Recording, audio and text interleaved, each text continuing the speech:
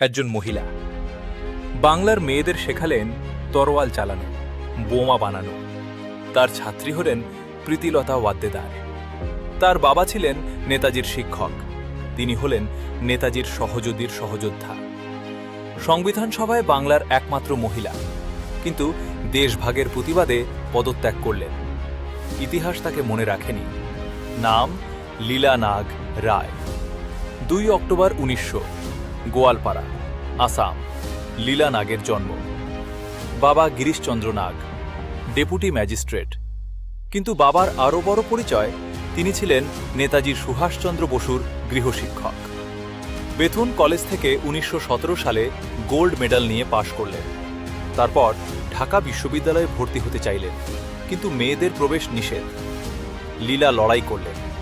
Vice chancellor বিশেষ অনুমতি দিলেন। 1923 সালে MA পাশ করলেন। ঢাকা বিশ্ববিদ্যালয়ের প্রথম মহিলা ছাত্রী। পড়া শেষ করে থামলেন না। 1923 সালে দীপালি সংঘ প্রতিষ্ঠা করলেন, শুধু মহিলাদের সংগঠন।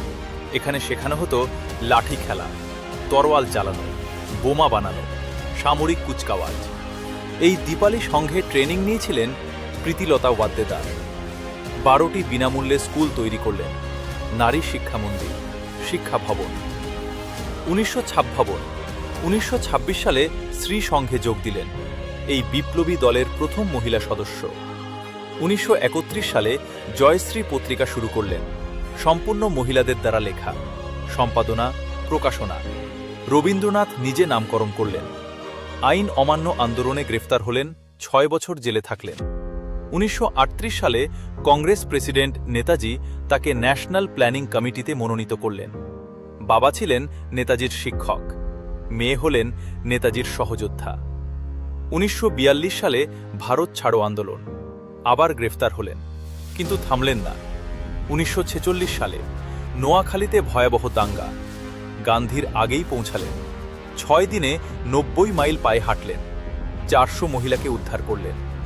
9 ডিসেম্বর 1946 সংবিধান সভার সদস্য হলেন, বাংলা থেকে একমাত্র মহিলা।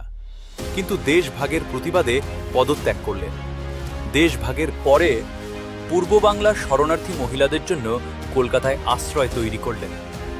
আর একটা রহস্য, মৃত্যুর আগ পর্যন্ত ভগবানজি নামে একজন সন্ন্যাসীর সঙ্গে চিঠি চালাচালি করতেন, সাহায্য করতেন।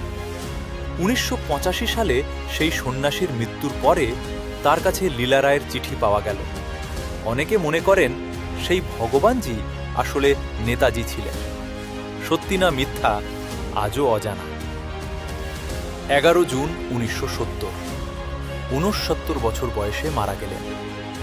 প্রীতিলতাকে তৈরি করেছিলেন, বাংলার মেয়েদের লড়তে শিখিয়েছিলেন, 400 মহিলাকে উদ্ধার করেছিলেন। দেশভাগ মানেননি, কিন্তু ইতিহাস তাকে মনে রাখেনি। আপনি কি জানতেন এই গল্প? কমেন্টে বলুন।